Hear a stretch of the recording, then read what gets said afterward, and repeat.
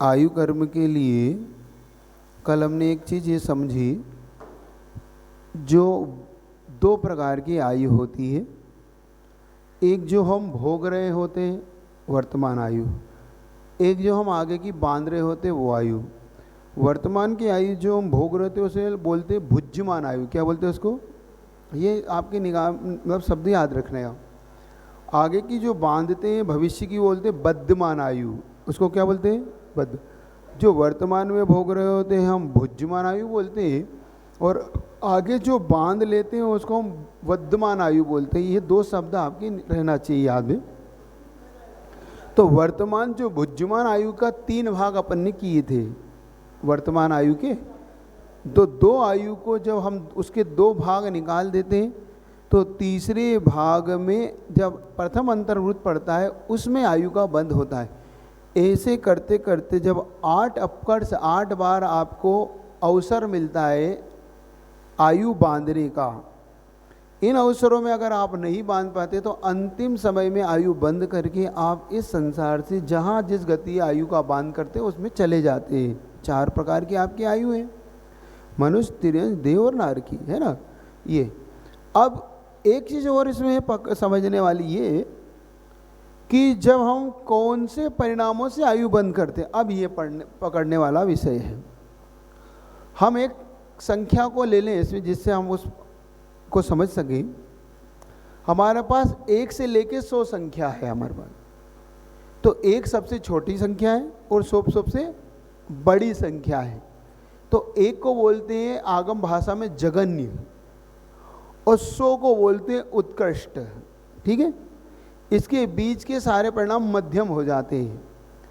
अब हम अपने परिणामों को समझने के लिए एक परिणाम एक नंबर का परिणाम है जगन्य परिणाम, 100 नंबर का परिणाम है हमारा उत्कृष्ट परिणाम, इसके बीच के सब मध्यम परिणाम है। हमें अब ये समझना है कि इन 1 से लेके 100 के बीच में हमारी आयु कहाँ बंधती है। इन 100 में से हम आ गए, हमारे 100 परिणाम आ गए, 1 2 3 4 ऐसे 100 परिणाम हमने कर लिए। एक परिणाम हमारा जगन्य परिणाम था, 100 परिणाम हमारा उत्कृष्ट परिणाम था। तो इन परिणामों में कहाँ हमारी आयु का बंध होता है? 1 से लेके 30 तक ये बंध को निषेध कर देते हैं कि यहाँ से आपका परिणाम नहीं बंधेगा। फिर 40, 50 और 60 तक और एक 70 तक अब आयु बंध के परिणाम है ये। 80, 90, 100 ये जो 3 दशक है ये उत्कृष्ट परिणामों में चली जाती है। तो यहाँ भी आयु को बंद नहीं होता। मतलब उत्कृष्ट परिणामों में जो 3 दशक थी, जगन्य परिणाम की जो 3 दशक थी 10, 20 और 30, 80, 90, 100 इन परिणामों में आयु बंद नहीं होगा। तो 40, 50, 60 और 70 इन परिणाम मध्यम परिणामों में आयु का बंद होता है। जब हमारे परिणाम मध्यम हो जाते हैं उस समय हमें आयु का बंद होता है। ये आपके सामने आया, आप समझ में आया आपको आपका परिणाम कहाँ बंधेगा? आपको स्थिर समझने की चिंतन करना है। जैसे कि एक गुस्सा आपका कैसा है, हल्का सा आया, हमें कोई मतलब नहीं, छोड़ो हमें तो एक, और एक इतना आया कि आपने सारे ही बर्तन बाहर कर दिए घर की। इतना तेज गुस्सा आया, आपने सब पटक दिया, उठक दिया, और जितना तेज गुस्सा कर सकते सो कर लिया आपने। और एक होता है आपका मध्यम गुस्सा, थोड़ा सा गुस्सा आता भी है और थोड़ा सा आप संभलते भी हैं। होता है ना बीच, कभी कभी गुस्सा भी आ रहा होता है और आप संभल भी रहे होते हैं कि नहीं इस समय गड़बड़ हो जाएगी, गुस्सा करना ठीक नहीं। ये आपका, आप देखो जो बिल्कुल गया वो आ गया जगन्य, जो तीव्र था वो। लेकिन जो संभल रहे और बच रहे और कर भी रहे, ये आपका मध्यम परिणाम है। इसमें आयु का बंध का भाग पड़ेगा आपका। ये चीज़ आपको समझ में आई? ये दूसरी चीज़ और एक और चीज़ समझना है कि एक बार आयु जिसका बंद हो जाता है वो आयु छूटता नहीं है, बदलता नहीं है, किसी कीमत पे नहीं बदलेगा वो। अगर आपने नरक आयु बांध लिया है तो आपको नरक जाना ही होगा। फिर आप कितने अच्छे काम करो, कुछ भी करो, उससे आपको कोई भी बदलाव नहीं लाएगा वो, क्योंकि आपने बंद कर लिया। देव का बंद कर लिया सो आपको देव में जाना होगा, तिरंज का बंद कर लिया तो तिरंज, और मनुष्य कर लिया तो मनुष्य। चीज़ हो गई क्लियर? अभी कटने का समय नहीं, वो तो फिक्स हो कर दिया आपने, एफडी कर दी। वो कहता है एफडी का क्या सिद्धांत है?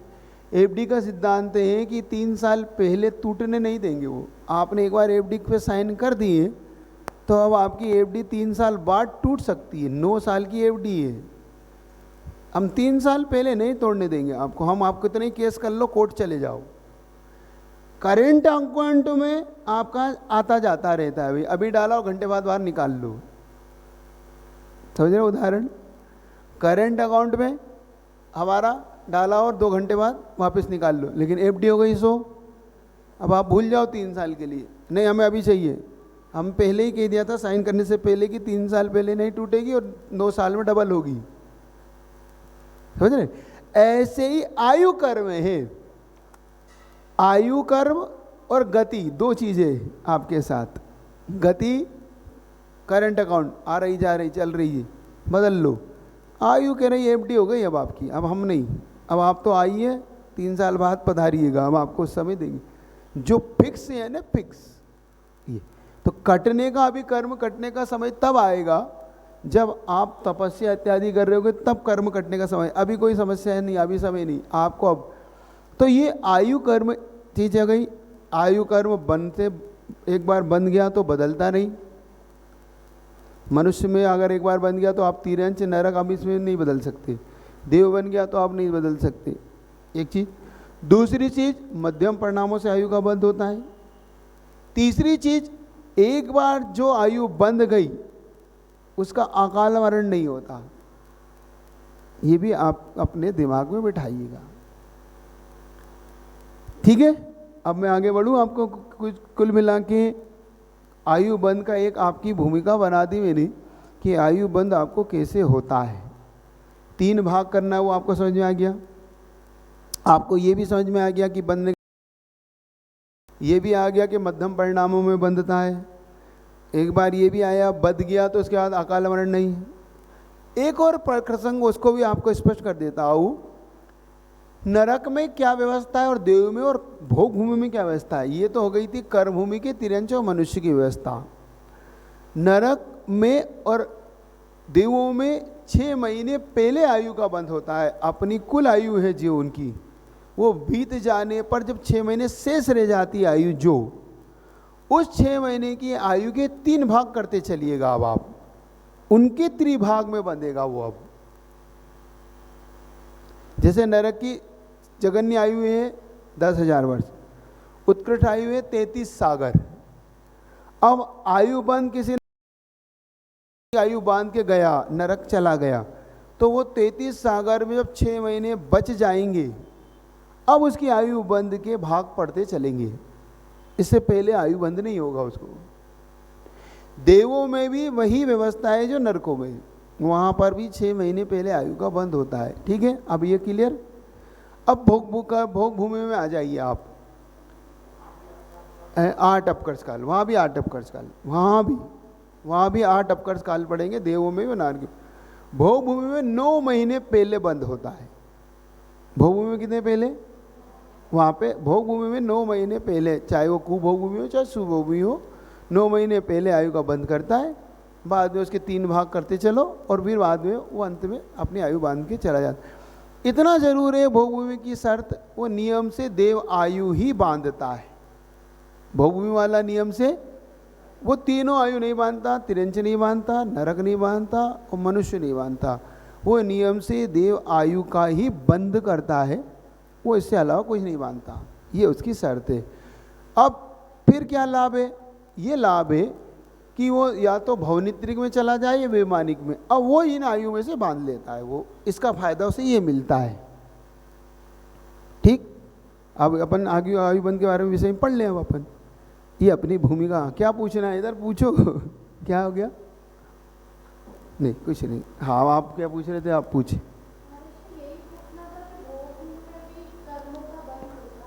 हाँ, भोग भूमि में जब तक अपन कर्मोगन जब तक है, जब तक हम संसार दशा में हैं, तब तक हमें कर्मों का बंध होगा ही होगा। चाहे हम 13वें गुण स्थान में चले जाएंगे, वहाँ भी कर्म का बंध है। बंध के विषय में 2 चीज़ हमें समझना है। हमें बंध कैसे होता है, अब उसका विषय थोड़ा सा आपको समझ ले। एक होता है हमें कसाई सहित बंध, एक होता है हमें कसाई से रहित बंध। कसाई सहित को बोलते हैं अपन सांप्रदायिक आश्रव। क्या बोलते हैं उसको? सांप्रदायिक, मतलब वो बंध जो कसाई से सहित होता है। एक बंध होता है कसाई रहित, उसे बोलते हैं ईर्यापत आश्रव। जो सांप्रदायिक आश्रव होता है वो आश्रव हमारे पास स्थिति अनुभाग को लेके बंधता है, मतलब वो लंबे समय तक रुकता है और उसका फल लंबे समय तक देता है। ईर्यापत आश्रव आता और चला जाता है, आता और चला जाता है।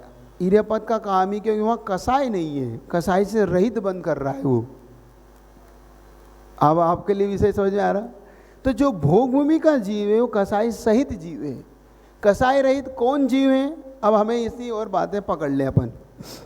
हमारे पास 3 गति तो नियम से कसाई सहित ही है,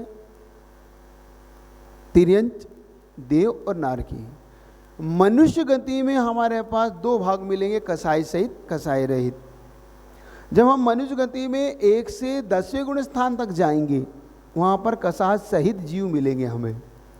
फिर मनुष्य गति में हम 11वें, 12वें, 13वें और 14वें गुण स्थान में जाएंगे। इन गुणों, इन स्थानों में हमें कसाई रहित जीव मिलेंगे। तो सीधी से भरते हैं, जो कसाई सहित है उन्हें सांप्रदायिक आश्रव होता है, मतलब उनकी कसाई के कारण वो रुकता है। हमने पहले भी एक बात आपने अगर थोड़ी सी पढ़ी हो, मेरे अपन ने कर्म सिद्धांत के बारे में समझाओ, तो हम 4 प्रकार के बंध करते हैं: प्रकृति बंध, प्रदेश बंध, स्थिति भाग और अनुभाग बंध। 4 बंध हम करते। प्रकृति और प्रदेश बंध हम करते योग से, योग मतलब मन वचन काय के द्वारा। और स्थिति और अनुभाग बंध हम करते हैं कसाई के साथ। कसाई के विषय में समझ में आ गया? कसाई। अब वो कसाई और हमारे पास योग 2 चीज़ है। योग यानी मन वचन काय। धीरे धीरे बोल रहा हूँ, आप धीरे धीरे समझिएगा, नहीं समझ में आया पूछिएगा। योग क्या हो गया? मन वचन काय, ये योग हो गया। मन से बोलना, मन से सोचना, वचन से बोलना, काय से चलना फिरना, ये हमारे योग हो गया। कसाई क्या हो गया? क्रोध, मान, माया, लोभ, ये हमारी कसाई हो गई। आ रहा है आपको समझ? तो अब हमें प्रकृति बंध और प्रदेश बंध के विषय में और स्थिति और अनुभाग के विषय में समझ लो। प्रकृति का मतलब होता है नेचर, स्वभाव। जैसे किसी वस्तु का, हर व्यक्ति वस्तु का अपना एक स्वभाव है, नेचर है। जैसे करेले का नेचर कड़वापन, गन्ने का नेचर मीठापन। अब ये उसका स्वभाव है। ऐसे ही कर्मों का अपना स्वभाव है। ज्ञानावरणी का अपना स्वभाव है, दर्शनावरणी का अपना स्वभाव, वेदनी का, आयु कर्म, इन सब के अपने अपने स्वभाव। इसको बोलते हैं प्रकृति। किस कर्म की कौन सी प्रकृति है? तो ज्ञानावरणी का स्वभाव है ज्ञान को ढाकना। दर्शनावरणी का स्वभाव है दर्शन को नहीं पैदा होने देना। मोहनी का स्वभाव है हमारे अंदर मोह उत्पन्न करना, चारित्र नहीं लेने देना, सम्यक दर्शन उत्पत्ति नहीं करने देना। वेदिनी का स्वभाव हमें सुख दुख देना। अब देखो इसका जिसका अपना स्वभाव समझ में आ रहा। ये आयु कर्म का स्वभाव है रोकना। नाम कर्म का स्वभाव है छोटा बड़ा, हल्का भारी बनाना हमें। गोत्र कर्म का काम है हमें उच्च गोत्र और नीच गोत्र में डाल देना। किस में डाल देना? आप पुस्तक का कलर बदल लो, आप गलत पुस्तक ले रहे। उच्च गोत्र और नीच गोत्र में डालना, ठीक है? आपको समझ में आ रहा है ना? अब अपने कौन सा बचा? अंतराय कर्म। अंतराय कर्म का काम है हमारे इसमें विघ्न डालना, हमारे अच्छे कामों में विघ्न उत्पन्न करना। ये किसका काम है? चीजें, ठीक है? ये हो गया उसका नेचर, स्वभाव। प्रदेश क्या कहलाता है? प्रदेश बंध क्या कहलाता है? प्रदेश बंध का मतलब होता है जो पुद्गल का परमाणु है वो जितने आकाश प्रदेश की घेरता है उसको बोलते हैं प्रदेश। आकाश के जितने स्थान को जो पुद्गल का एक परमाणु घेरे उसको बोलते हैं एक प्रदेश। अब कर्म के जितने प्रदेश है, जितना कर्म बांधा है वो उसकी एक प्रदेश में बांधता है, सीमा बांधता है कि इतने प्रदेशी कर्म, इतने प्रदेशी, संख्यात, असंख्यात, अनंत, ये उसके कर्म के प्रदेश हुए, ठीक है?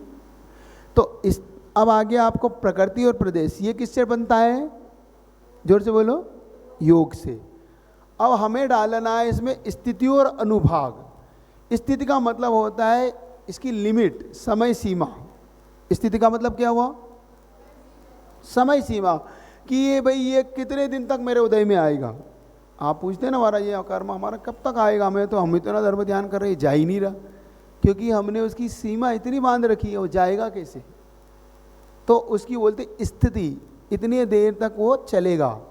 अलग अलग स्थितियाँ होता है ना आपके, अलग अलग चीज़ की अलग अलग आपके यहाँ वैल्यू होती है। भाई ये फल इतने दिन चलेगा, ये धान इतने दिन चलेगा, इसके बाद ये सड़ जाएगा, जिसको आप एक्सपायर डेट बोलते हैं।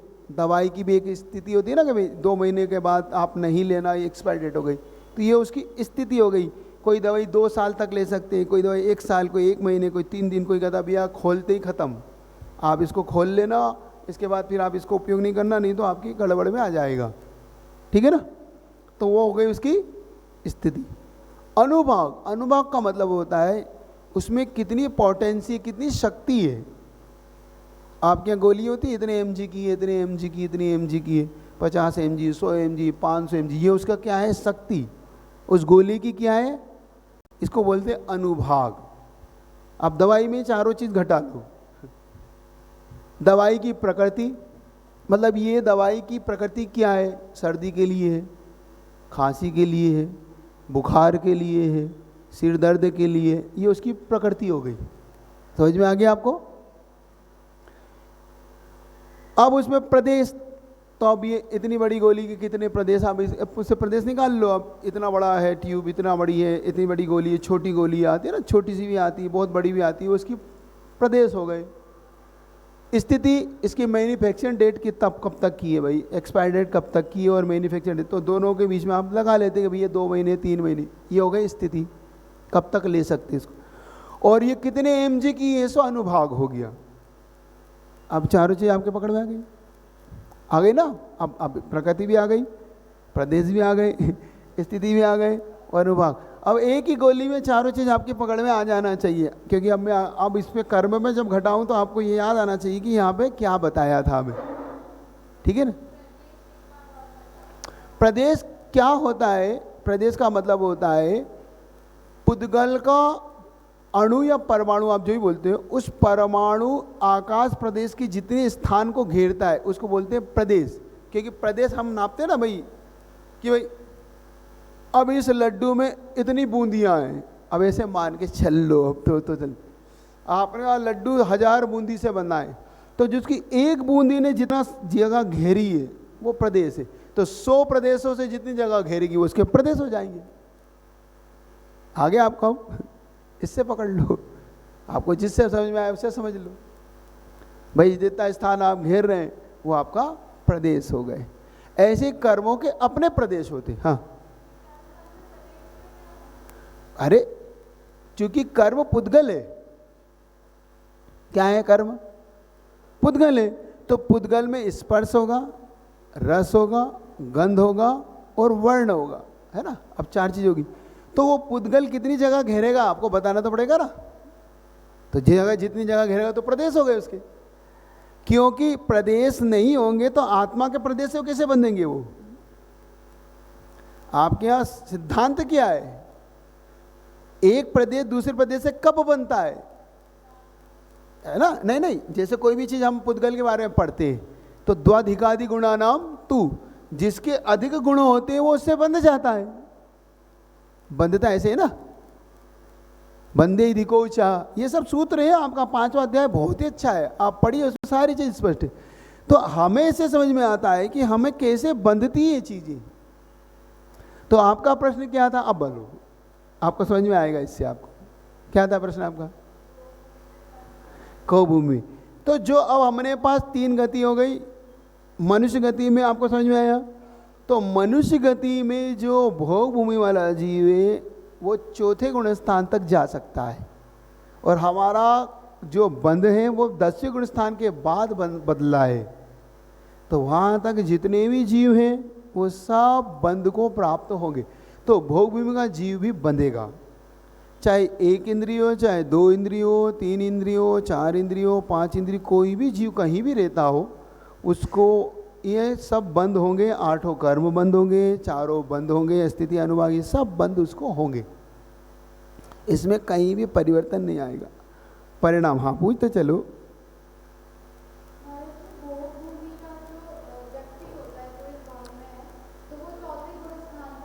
एक से चौथा, ये पहला भी हो सकता है, दूसरा भी, तीसरा भी, चौथा भी।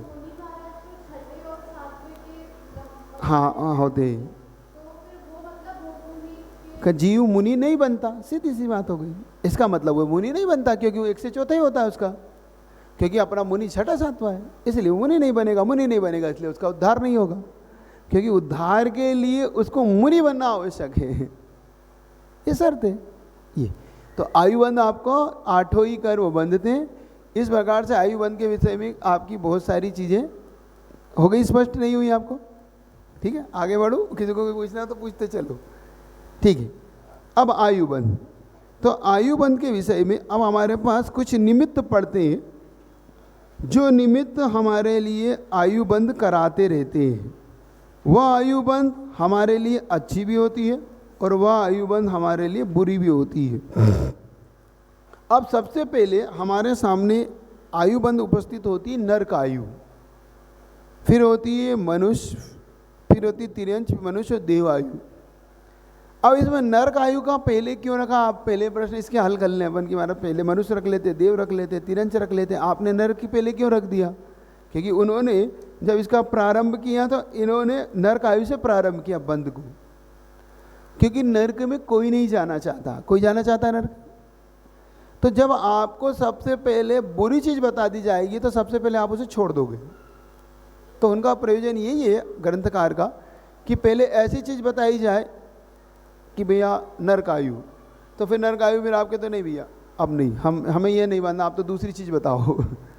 तो तिरंच थोड़ी सी ठीक है उससे, लेकिन नहीं हमें तिरंची भी नहीं बननी, तो मनुष्य में चले जाओ, मनुष्य में थोड़ा कष्ट है, और इससे अच्छी जो देव में चले जाओ। तो इन्होंने फिर कर्म ऐसा ही रखा इसका। हम जाते हैं कपड़े खरीदने, कहीं जाते हो तो सबसे पहले दुकानदार अच्छा नहीं बताता, सबसे पहले वो बताता है क्योंकि तुम्हारी आदत उसे पता है कि अच्छा बताने के बाद भी इससे और अच्छा बताओ। तो वो क्या करता है, सबसे पहले हल्का वाला बताता है, फिर आप कहते हो नहीं दूसरा बताओ, तो फिर कहता भैया ये ले लो, फिर कहता ये भी नहीं, तो फिर कहता ये वाला ले लो, फिर कहता हाँ ये ठीक है, क्योंकि आपने 3-4 क्वालिटी देख ली। हमारा नेचर, तो आचार्यों ने हमारा नेचर को पकड़ लिया कि भैया इसको पहले नरक आयु दिखाओ। अब नरक आयु कैसे बनती है? नरक आयु का सबसे बड़ा हेतु पड़ता है आरंभ, और दूसरा हेतु पड़ता है परिग्रह। बहुत आरंभ और बहुत अति परिग्रह, मतलब अति आरंभ और अति परिग्रह हमें नरक आयु ले जाता है। क्या हमें समझना है? अति आरंभ, अल्प आरंभ नहीं, अगर थोड़ा बहुत है तो आपके लिए क्षम्य कर दिया उन्होंने। अति समझ रहे हो? अति नहीं समझ में आ रहा? अति आरंभ क्या कहलाता है? ये आरंभ कहलाता है जैसे कि आप गृहस्थी के कार्य करते, झाड़ू लगाते हैं, बर्तन धोते हैं, मांजते हैं, कपड़े धोते हैं, आप स्वयं स्नान इत्यादि करते हैं, भोजन बनाते हैं, दुकान में जो झटकार फटकार दुकान को साफ सफाई करते हैं, ये सब आरंभ की क्रियाएं। किसकी क्रियाएं? ये आरंभिक क्रियाएं हैं। तो ये जो आरंभ की क्रियाएं जिसमें आप प्रयोग करते रहते हैं, जब बहुत अति मात्रा में आरंभ करने लग जाते हैं, आप बिल्कुल हद पार करते हैं, तब सावधान हो जाना, ये आपको नरक आयु ले जाएगा। जरूर नहीं, ले ही जाएगा। इस समय अगर आयुबंध हुआ आपका तो कहाँ ले जाएगा आपको?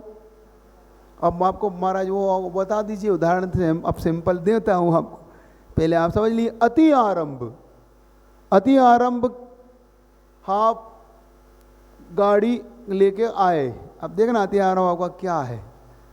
और गाड़ी बिल्कुल बढ़िया थी, कोई अभी कुछ नहीं था, सिर्फ एक हाथ आप पहुँचते तो ठीक हो जाती, लेकिन आपने पाइप निकाला और गाड़ी पे मारना शुरू कर दिया, ये अति आरंभ है आपका। अति आरंभ है, जो जरूरत नहीं थी वहाँ पे आपकी, इसकी आवश्यकता नहीं थी, गाड़ी बढ़िया थी, आप एक हाथ ऐसे हल्का सा भी गीला कपड़ा कर देते और कर देते तो काम चल जाता, लेकिन पानी तो बहुत था हमारे पास, लाइट भी पर्याप्त है हमारे पास, और धन भी पर्याप्त है हमारे पास। तो अब हमारे पास जब तीनों पर्याप्त है तो बस स्विच चालू करा, नौकर से कहा भाई हो जा शुरू। हमें नहीं, हमने कुछ भी नहीं किया इसमें, हम तो बैठे हैं, हम तो अब बढ़िया अपने टिप टॉप कपड़े लगा बैठे, वो नौकर कर रहा है, लेकिन बंद आपको हो रहा है। ये याद रखना, कर रहा है नौकर और बंद, हाँ, क्योंकि स्वामी कौन है उस गाड़ी का? आप मालिक है उसके। ये अति आरंभ है आपका। स्वामी इसीलिए तो मानेगा वो, मैंने आप इस बात को अपन समझ ले, अगर हम मालिक हैं तो हमारी बात इसलिए तो मान रहा है वो। अब ये कहलाता है अति आरंभ। झाड़ू लगा रहे हम, लगा चींटियां हैं, कुछ नहीं, हमने तो लगाए और सबको नाली में, ये अति आरंभ है हमारा। गर्म पानी, हम चाहते तो गर्म पानी को ठंडा करके भी व्यवस्थित कर सकते थे, लेकिन हमने तो गरम गरम ही कहाँ डाला, और वो कहाँ गया? जहाँ तक जितने जीवों पे वो गरम गरम खोलता खोलता पानी आपका गया, क्योंकि आपने कपड़े धोए थे खोलते खोलते पानी, और दिया नाली में डाल के आपने, और वो गया आपके बहता बहता, जहाँ तक वो गया, जितना साबुन सोडा था, सारे जीव अति आरंभ। अब अति आरंभ की सीमा देखना, एक आराम है आपने किया, थोड़ा बहुत किया, विवेक से किया, ढाक दिया, थोड़ी बार वो ठंडा हुआ, फिर आपने कहीं पे ऐसी जगह पर डाल दिया जहाँ आपको लगा कि भाई यहाँ जीव जंतु नहीं है और ये अपने आप सूख जाएगा या धरती में चला जाएगा, नाली से बच गए आप। देखो विवेक, हमारा विवेक अगर जागृत है तो हम सब हैं, हम अविवेकी हैं। सो हम नहाने के लिए गए, अब देखना, अब नहाने के लिए, और हमने करा सावर शुरू कि गर्मी का मौसम और लगे पानी ढोलने, लगे पानी ढोलने, 2-2 10-10 बाल्टियां बह रहा है और हम पे पानी आते जा रहा है। ये अति आरंभ है। आपका एक बाल्टी से काम हो सकता था तो आपने उसका तो उपयोग नहीं किया और आपने पानी का दुरुपयोग किया, अति आरंभ आपका। अब देखना, आप गए, घास पे चल रहे हैं, उखाड़ रहे हैं, फूल भी तोड़ रहे हैं, कोई प्रयोजन नहीं है आपका, ये अति आरंभ है आपका। अति आरंभ ये है आपका। आरंभ पूछ रहे हैं ना, अब आरंभ क्या होता है? ये आपकी आरंभ सारंभ की क्रिया है, जिसमें कोई प्रयोजन नहीं, जिसका कोई अर्थ नहीं, और हम सब व्यर्थ में उसको करते चले जा रहे हैं। तो अब पैसा, आप देखो पैसे का दुरुपयोग कैसे होता है। अब हमारे पास खूब सफिशिएंट है, खूब जितना चाहे जितना ले लें, जितना चाहे खर्च कर ले, कोई अपने को दिक्कत नहीं, क्योंकि हमारे पास खूब है। अब इस पैसे को हमने दुरुपयोग में डाल दिया। हम गए, नहीं खरीदना था तो फिर भी हमने खरीद लिया, 4 जोड़ी खरीदा, 10 जोड़ी ले लिए, 2 जोड़ी हमारे जूते चप्पल चाहिए थे, 50 जोड़ी हो गए, है ना? ऐसा भी है ना, हुआ ना, लोगों के पास इतनी साड़ियाँ निकली नहीं निकली, लाखों साड़ियाँ निकली। अब मैं नाम नहीं ले रहा, आपको नाम पता है, नहीं तो नाम लूँ तो बताऊँ फिर आपको। उसी की मैचिंग की उनके जूते चप्पल निकले, उसी के मैचिंग के उनके आभूषण निकले, उसी की मैचिंग की लिपस्टिक, चूड़ियाँ। अब पता है किसकी निकली? बोल दो, नाम बोल दो उसका। आप इतिहास पढ़ो, इतिहास, हजारों लाखों साड़ियाँ उसकी, उतने ही जूते चप्पल, उतने ही लिपस्टिक, नेल पॉलिश। अब ये अति आरंभ की क्रिया। अब अति परिग्रह, अति आरंभ और अति, दोनों को समझना, दोनों में कहीं ना कहीं एक दूसरे से कड़ी जुड़ती है एक दूसरे की, क्योंकि बहुत आराम से हम वही करेगा जो बहुत ज़्यादा। अब हम इससे बच सकते थे सो हम नहीं बचे, हमने इसका दुरुपयोग किया। ये अति आरंभ हमें कहाँ ले जाएगा? जल्दी बोल दो, कहाँ ले जाएगा आपको? ये तो हो गई एक चीज। अब देखना, अपन ने कर्मों को मन वचन काय से बांधा था, है ना? योग से बांधा था और कसाय से बांधा था। महाराज जरूरी है कि जिनके पास है वो जाए? नहीं, कोई जरूरी नहीं। तो इसका मतलब जिनके पास नहीं वो भी जाए, जरूरी नहीं। हाँ, लेकिन जाने की संभावना ज़्यादा जिनके पास उनकी भी हो जाती है। ये बात एक आप पकड़ना इससे। मान लो हमारे पास तो नहीं है, मतलब आप लोग के पास मैंने बताया लाखों साड़ियाँ हैं? नहीं है। आपके पास लाखों जूते चप्पल हैं? नहीं है। लाखों आभूषण हैं? इतने मैचिंग के नहीं है। फिर भी तुम नरक जा सकते हो क्या? हाँ, फिर भी तुम जा सकते हो। नहीं महाराज, अभी तो आपने कहा बहुत परिग्रह। बहुत परिग्रह का मतलब क्या लगाना है यहाँ पे? जब आप मन में बहुत ज़्यादा ये विचार करने लग जाते हैं कि काश महाराज ने आज बताया था 1 लाख साड़ी मेरे पास भी होती। आता है मन में, आता ही है मन में, तुम भले झूठ बोलो। मन में ये, अब देखो अलग तरीके से आएगा वो, इस तरीके से नहीं आएगा तुम्हारे मन में, क्योंकि अभी तो तुम पढ़ रहे हो। ये आएगा तुम्हें सपने में। ये आएगा तुम्हें घर पे। घर पे जब तुम्हें अभाव खटकता है ना, तब तुम्हें आता है। तो जब तुम्हें मन में ये बात आती है, अब तुम्हारे पास है नहीं, इस समय अगर आयु बंद हो जाए तुम्हारी, तो तुम्हें नरक आयु ले जाएगी। है नहीं? अब बता देता हूँ कैसे तुम्हें। अब बोल, अब तो 1 लाख वाली बात है तुमने नकार दी, अब तुम्हें अगली चीज बता देता हूँ।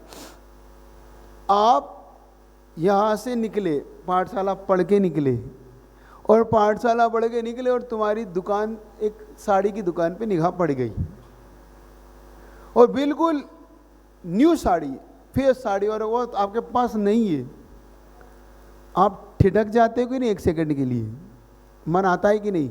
साड़ी देख लूँ, देख लेते हो, और देखते ही आपका मन क्या ललचाता है? ये तो लेना है, बिल्कुल लेना ही है इसको। तो आप बिल्कुल पूछ भी लेते हो थोड़ा सा, अगर होता है, अगर थोड़ा सा हमसे पहचान हो तो, कितने की है? पूछ भी लिए। आपके मन में जरूरत नहीं है, लेकिन मन में भाव आता है कि नहीं ले लूँ? बोल दो, उसमें क्या गलत सही छोड़, जो बोल दो। आता ही है, ऐसा कोई दो मत ही नहीं है। चाहे पुरुष हो, चाहे पुरुषों के मन में फिर भी कम आता है। पुरुषों की दूसरी व्यवस्था है, वो बताऊंगा उनकी क्या व्यवस्था है, पहले आपकी व्यवस्था देख लो। आपके मन में वो एक डेमो खड़ा होती है, वो महिला। डमी डमी डमी बोलते ना। अब वो साड़ी से बिल्कुल सजी धजी हुई होती है, उसको देख के तो ऐसा लगता है बस ये वाली तो, ये अति आरंभ, अति परिग्रह की ओर आप जा रहे हो। उस समय तुम्हें आयु का बंध हो रहा हो, तो नरक आयु का बंध होगा। क्या क्या पूछे? हाँ, ये तो मैंने एग्जाम्पल दिया।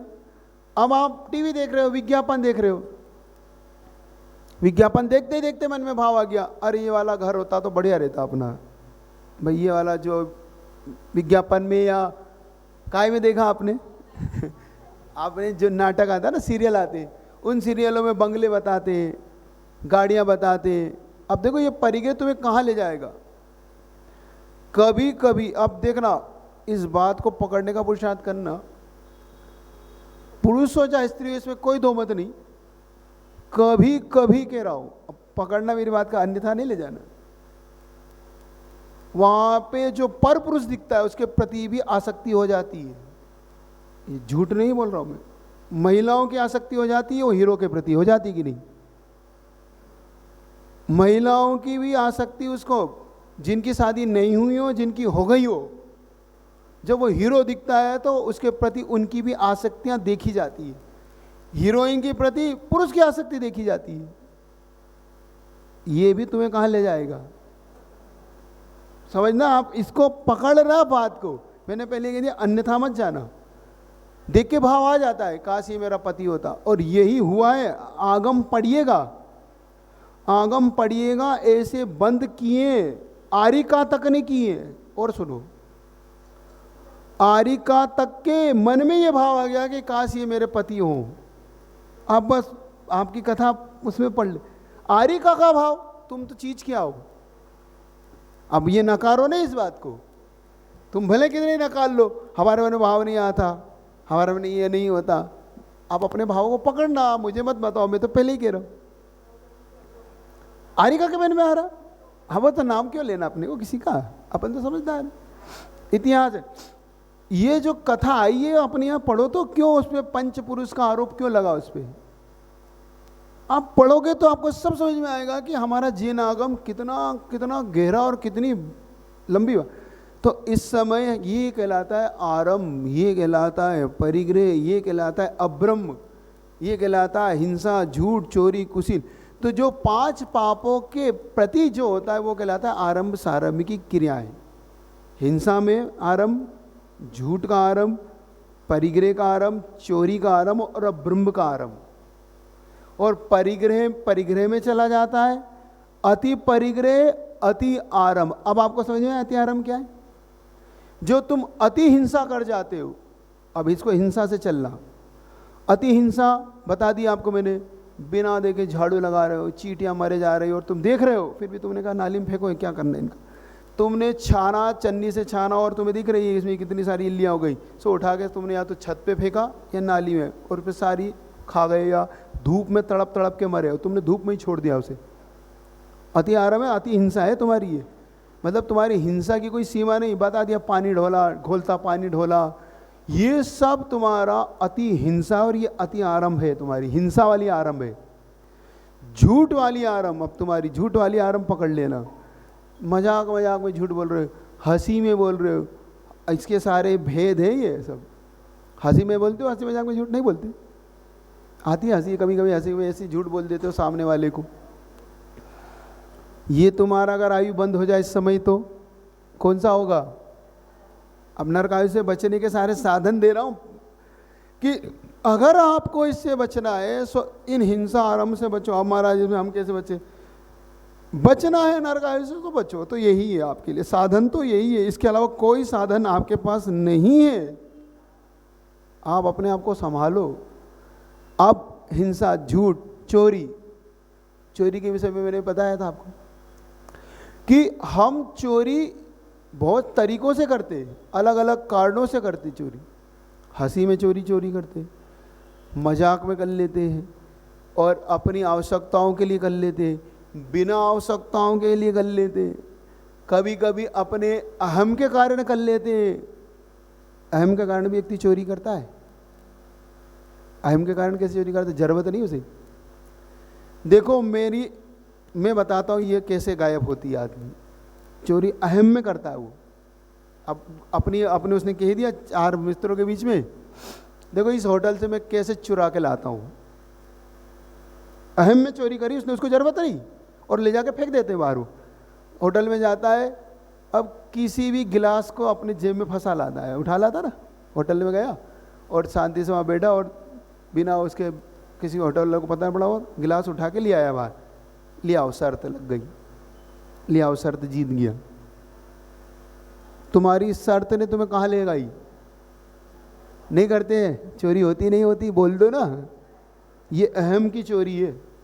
सिर्फ क्या दिखा रहा था अपने को ऊंचा, कि मैं वहां से चीज निकाल सकता हूं और तुम नहीं निकाल सकते। झूठ में चोरी, मतलब मजाक मजाक में कैसे करता है?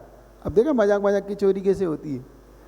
तुम होटलों में गए, किसी शादी में गए, किसी पार्टी में गए, तो शादी पार्टी में गए तो तुमने किसी की चीज़ वहाँ से उठा ली, गायब कर दी। मोबाइल था मान लो, तुम्हारा मित्र था, तुम्हारा चोरी का भाव नहीं था, लेकिन तुमने मजाक मजाक में उसका मोबाइल निकाल लाए। अब वो परेशान हो रहा है। अब तुम्हारा उपदेश है कि 2 दिन बाद दे देंगे, लेकिन 2 दिन तक वो तुम्हें चोरी का दोष में ले गया। भूल गया हो, रखी हुई गिरी हुई अदत्ता दानम स्तेयम, बिना दिए बिना भूले उठा लिए।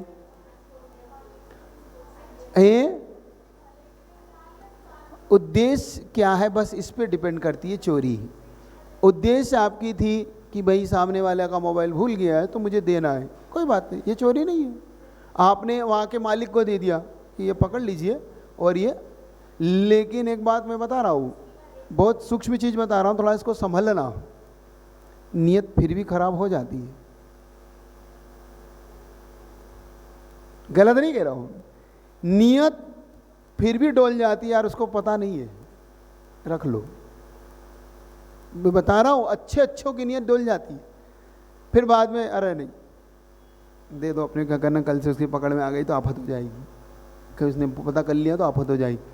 डर से देता है। एक व्यक्ति ने बहुत अच्छी बात कही, आप जब तक ही ईमानदार हो जब तक तुम्हें मौका नहीं मिलता। तुम कब तक ईमानदार हो?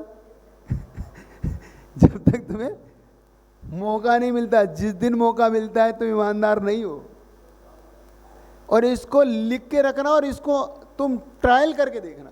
अब मैं आपको कुछ नहीं कहना चाह रहा और कहूँगा तो तुम हाँ नहीं भरोगे, लेकिन जिस दिन तुम्हें मौका मिलता है उस दिन 99% व्यक्ति उस मौके का फ़ायदा उठा लेते हैं। 1% का मैं नहीं कहता, वो 1% आप लोग हैं। 99% व्यक्ति उसका फ़ायदा उठा लेता है। आप देख लेना इस बात को अपने जीवन में, होता है कि नहीं होता है। और नहीं होता है सो बहुत अच्छा है, और होता है तो आदत को बदल लेना, क्योंकि ये आदत आपको कहाँ ले जाएगी? ये आपको आदत नरक ले जाएगी आपको। अब सब में लगाना, हिंसा में लगाना, झूठ में लगाना, चोरी में लगाना, कुशिल में लगाना और परीरे में लगाना। हाँ क्या? हाँ पर माइक में बोल दो, उनको सुनना चाहते हैं, आपकी आवाज़ आ नहीं रही। हाँ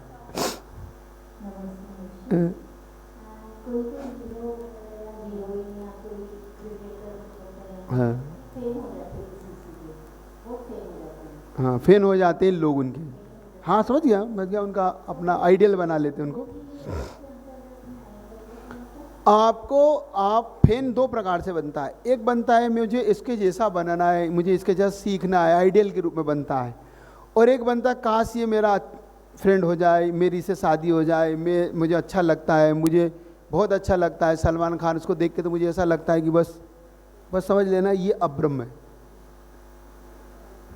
और ऐसा लगता है कि काश मैं भी इतना होता, मैं भी स्मार्ट होता, मैं भी ऐसा, तो एक अलग हो गई। ये भी वो अब्रह्म का ही कोई अंश है, लेकिन वो वाला ब्रह्म नहीं। एक उसके प्रति आसक्ति हो जाना कि काश ये मेरा पति हो, काश मेरा बॉयफ्रेंड हो, काश मैं इसके साथ घूमती फिरती। हाँ ये कोई बड़ी चीज़ नहीं कह रहा हूँ मैं आपसे। आप ये तो आप पढ़ रहे हो इसलिए आप इसलिए कह रहे हो। जो लड़कियाँ और जो इनके पीछे दीवानियाँ हैं ना, वो क्यों है आप देख लेना। है क्यों दीवाने है, क्यों दीवानापन है उनका? उनके नाम यहाँ लिख रखे, छाती में लिख रखे, फलाना लिख रखे, कहाँ लिख रखे। ये क्यों मुझसे क्यों खिलवा रहे हो सारी चीज़ें? नहीं होता है नहीं होता है, आप बोलो ना होता है। आप मानो चाहे नहीं मानो, कहाँ लिखा रहेगा, मैं क्या बोलूँ तुमसे। अब ना खिलवाओ तो ज़्यादा अच्छा है। ये सब अब्रह्म है, ये सब कुशील है। ये तुम्हें कहाँ ले जाएगा? अब नरक आयु का बंध का कारण बता रहा हूँ। अब तुम छोटी लाइन पढ़ना हो तो पढ़ा देता हूँ, आरम अधिकारम अधिक नरकायु आयु का बंद हो गया। अब चलें आगे बढ़े, फिर अपन तिरन चैप्टर। नरकायु बंधता कैसे? इतनी सी चीज तो हमें पकड़ना है क्या?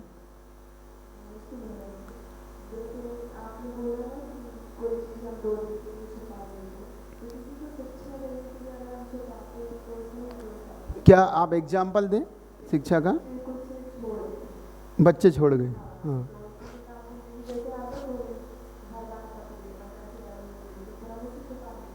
वो आपका, आप देखो अब यहाँ पे बदल गया, परिणाम और भाव सारे बदल गए। अब उसको मैं आपके एग्जाम्पल जोड़ देता हूँ, आपका एग्जाम्पल इससे फिट हो जाएगा। एक होती माँ का मारना, एक माँ, सुनो तो, एक होती माँ बच्चे को मारती है, देखा? और एक पराया व्यक्ति मारता है बस बच्चे को। दोनों में अंतर होता है कि एक है? माँ का मारना और पराये व्यक्ति का मारना एक है कि दोनों अलग अलग है? अलग है कि तो बंद भी अलग अलग है। आपका उसे परेशान करना नहीं था उद्देश्य, आपका उद्देश्य था इसकी गलती को सुधारना, क्योंकि वो उसकी हैबिट में आ गया था पुस्तक को छोड़ जाना, पुस्तक को भटक जाना, पुस्तक को भूल जाना, फिर बाद में मांगना कहाँ गई करना और परेशान हो, स्वयं होना दूसरे को करना। तो उस हैबिट को बदलने के लिए आपने ये कार्य किया था, ना कि आपको उसका वो परेशान अपनी गलती से हुआ है, ना कि आपकी गलती से हुआ है। परेशान क्यों हो रहा है? अपनी गलती से। आपकी गलती से नहीं हो रहा वो। कौन ने?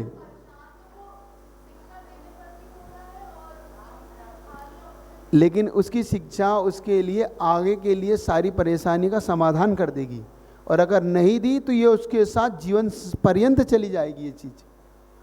हमारा उद्देश्य उसको, किसी भी माँ या किसी पिता का उद्देश्य क्या होता है, उसी गलती को वहीं समाप्त करने का होता है। इसीलिए आपके गाल पे चांटा पड़ता है।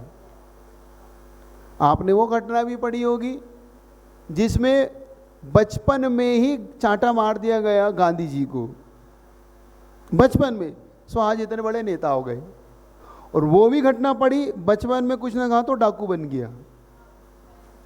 सारी घटना आपके सामने, मैंने सिर्फ एग्जाम्पल आपको दे दिया। वो घटना भी गांधी जी के गाल पे एक चांटा पड़ा, सो आज नेता बन गए, आज अहिंसा के मसीहा बन गए। क्यों? बचपन में ही माँ ने उसे सुधार लिया।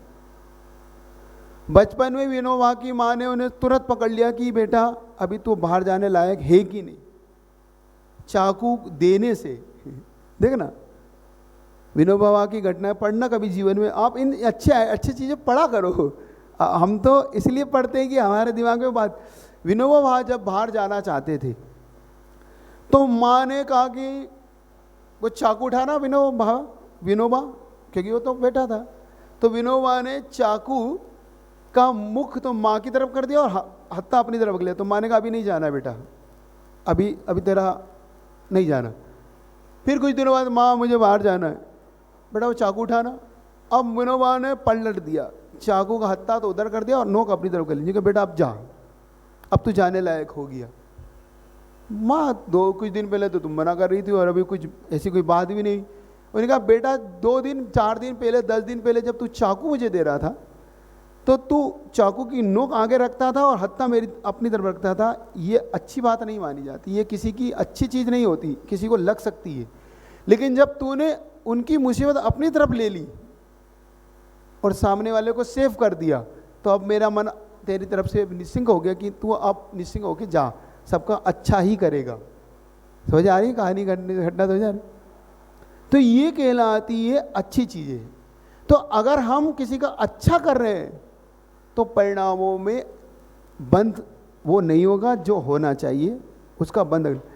और चीज़ अगर थोड़ी सी क्या होता है, कभी कभी सुबह की क्लास में आया करो तो सुबह की क्लास में मैंने दिया था ये कि संकलेश जरूरी नहीं कि तुम्हारे साथ पाप ही बांधे। एक चीज़ बताई थी मैंने कि संकलेश आपको पाप का ही बंद कराए, जरूरी नहीं है। और विशुद्धि तुम्हें नियम से पुण्य का बंद ही कराएगी। संकलेश तुम्हें पुण्य का भी कराएगा और पाप का भी करा सकता है। ऐसा एकांत से मत मानना कि संकलेश आपको पाप ही बांधता हो। संकलेश से भी पुण्य बंद होता है। कैसे? एक सुअर ने एक सिंह के सामने भिड़न रहा है, क्यों? मुनि महाराज को बचाना है। एक सुअर मुनि महाराज को बचाने के लिए एक सिंह से भिड़ रहा है और दोनों में कसम-कस हो रही है और दोनों एक दूसरे की जान लेने के लिए भिड़े हैं। सिंह कह रहा मैं नहीं छोड़ूंगा और सुअर कह रहा मैं नहीं छोड़ूंगा। दोनों का संकलेश एक जैसा हो रहा है कि नहीं हो रहा है? हो रहा है, दिख रहा है कि नहीं दिख रहा? आप तो संकलेश दिख रहा है। दोनों गुत्थम गुत्था हो रहे हैं और दोनों एक दूसरे को, और दोनों ही मर गए। सुअर कहाँ गया? कहाँ गया? स्वर्ग। और ये कहाँ गया? सिंह नरक चला गया। क्यों भैया? दोनों, जब दोनों में हिंसा हो रही है, दोनों एक दूसरे को मार रहे हैं, दोनों एक दूसरे के प्राण ले रहे हैं, दोनों में संकलेश होते हुए भी एक स्वर्ग चला जा रहा और एक, बस यही अंतर है। संकलेश समझ रहे हो? अब संकलेश हमेशा तो नहीं, इसलिए क्यों? क्योंकि संकलेश आप भी करते रहते हो वहाँ बैठ के। बच्चों को मारना पड़ता है, बच्चों को डांटना पड़ता है, क्योंकि आप गुरुदेव के कहने को आप अनुसार प्रतिभा स्थल को चलाना है, तो बच्चों की उधम के अनुसार आपको करना पड़ता है। तो चिंता मत करना, आपका संकलेश वो नहीं है, आपका उद्देश्य बदल गया। अब तो आ गया ना वो बच्चा 2 दिन के परेशानी, बात आपकी क्लियर हो गई। हाँ चलो अब आगे बढ़ता। माइक, जो कुछ पूछना है माइक से। हाँ चलिए। हाँ, और किसी को भी पूछना तो पूछ लेना, ये बहुत अच्छा विषय चल रहा है इसलिए हाथों हाथ ही आपका विषय आगे बढ़ जाएगा।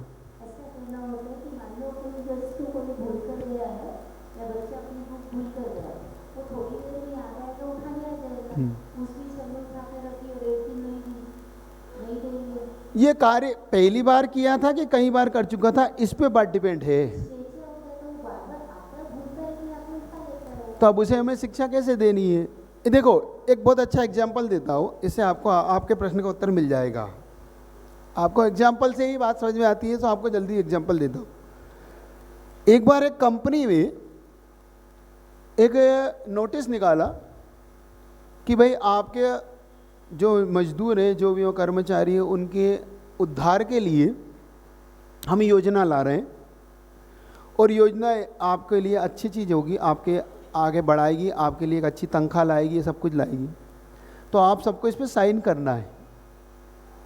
नोटिस दिया, नोटिस पेपर पहुंचा, और जो लीडर था उनका, कर्मचारियों का लीडर, वो किसी बात पे अड़ गया कि हमें नहीं करना। क्यों? कि बस नहीं करना, सो नहीं करना। अब मालिक ने बहुत लोगों से कहा कि भाई उसको समझाओ कि ऐसा ना करे, ये उनके अच्छे के लिए, हम तो बुरे के लिए थोड़ी है, अच्छे के लिए। लेकिन वो लीडर ना जाने किस बात पे खफा था कंपनी से, तो उसने नहीं कर रहा था। मैनेजर ने समझाया, नहीं समझा, साथी ने, उन लोगों ने समझाया, नहीं समझा। वो एक दिन मालिक पहुंचा ऑफिस में, उसने बुलाया उसको, कर्मचारी को, जो लीडर था। उसने लीडर के कर्मचारी से कहा कि ये 2 फॉर्म हैं। एक फॉर्म है जिसमें आपकी जो योजना है इसमें आपको साइन करना, दूसरा फॉर्म है आपसे, आज से आप यहाँ से बाहर हैं, कंपनी से आप बाहर का रास्ता है आपका, आज से आप कंपनी में नहीं है, आप जो चाहे वो साइन करें। उसने कौन सा साइन किया होगा? उसने योजना वाला साइन किया। उसने योजना पर फटाफट साइन किया, और तो कंपनी का मालिक आश्चर्यचकित था। उसने पूछा कि भाई तुम्हें इतने दिन से मैं समझावा रहा था, लोगों से कह रहा था, तो तुम साइन क्यों नहीं कर रहे थे? उसका उत्तर क्या था मालूम आपको? उसका उत्तर था, जैसा आज आपने समझाया वो कभी नहीं किसी ने समझाया।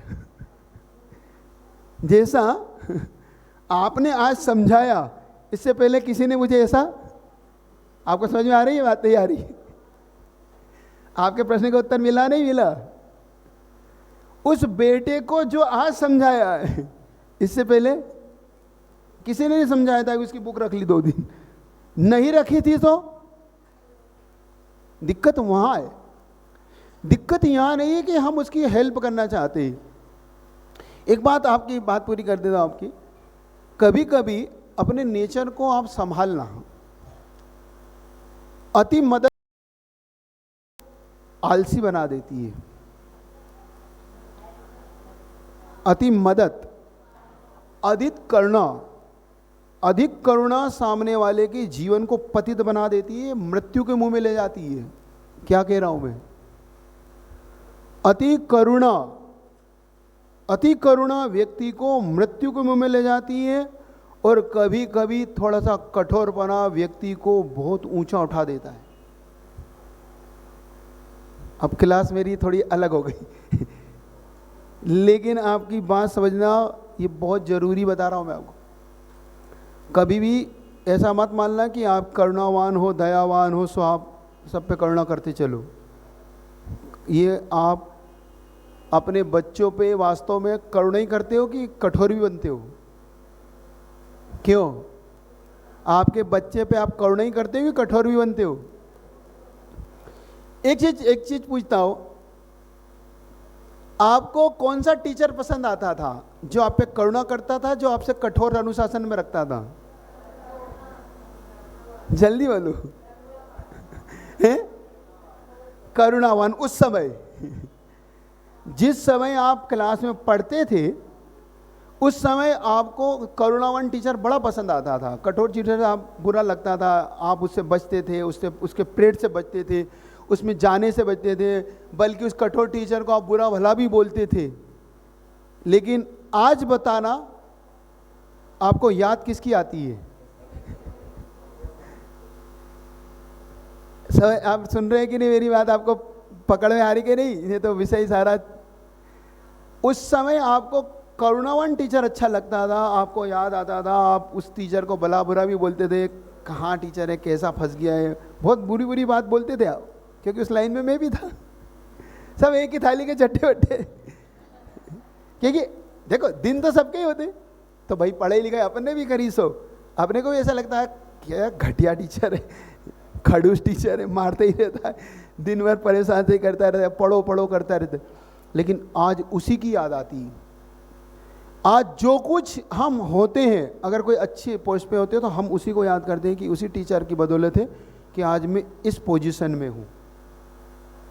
आप याद कर लो, आपको आपका टीचर याद आ जाएगा, आपको अपनी स्थिति याद आ जाएगी, आपको वो भी आएगा कि उस गणित के टीचर ने मुझे ऐसा थप्पड़ मारा था कि आज तक मैं उसको नहीं भूल पाया जो उसने मुझे सिखाया था। वो फार्मूला नहीं, जो फार्मूला में भूल जाता था, उसके थप्पड़ के बाद आज तक मुझे वो फार्मूला याद है, बाकी सारा गणित भूल गया। सारा गणित मैं भूल चुका हूँ दिमाग से, लेकिन अब वो फार्मूला नहीं भूला क्योंकि वो थप्पड़ मुझे आज भी गाल पे याद है। और जिसने करुणा से पढ़ाया वो तुम्हें कुछ भी याद नहीं है, याद कर लो, तुम्हें कुछ भी याद नहीं है जिसने तुम्हें करुणा से पढ़ाया, वो सब तुम्हारा चौपट हो चुका है। क्यों? क्योंकि छड़ी पड़े छम छम छड़ी पड़े धम धम विद्याए छम छम की नीति शुरू से ही है। जो जितना कठोर अनुशासन का गुरु होगा वो उतना ही प्रिय होता है बाद में, शुरू में नहीं। शुरू में तो बुरा भला उसको सुन। इसलिए मेरा आपसे भी कहना है कि कभी कभी जीवन में कठोर अनुशासन वाले अगर कोई गुरु मिल जाए तो थोड़ा सा उसके अनुशासन में रहना, वो तुम्हें बहुत कुछ ऊंचा ले जाएगा, तुम्हारे लिए बहुत कुछ देगा। क्या समझ आ रही? इतनी रखता हूँ, आपका भी समय हो गया तो एक छोटा सा भजन करके आपको फिर करता हूँ। भजन कर ले तो याद है, आपको याद रहेगा कि नहीं? क्लास समझ में आई कि नहीं? देखो नर्क आयु से शुरू हुई थी, आपके अनुशासन तक आ गई। चलिए थोड़ा सा पढ़ ले, भजन कर रहे। चलिए। कुछ हो